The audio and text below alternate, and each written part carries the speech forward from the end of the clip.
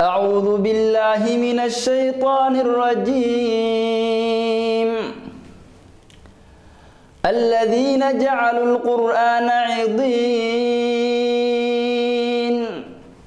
فوربك لنسألنهم أجمعين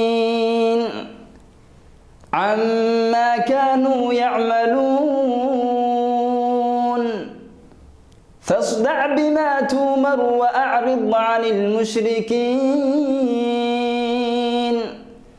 إنا كفيناك المستهزئين.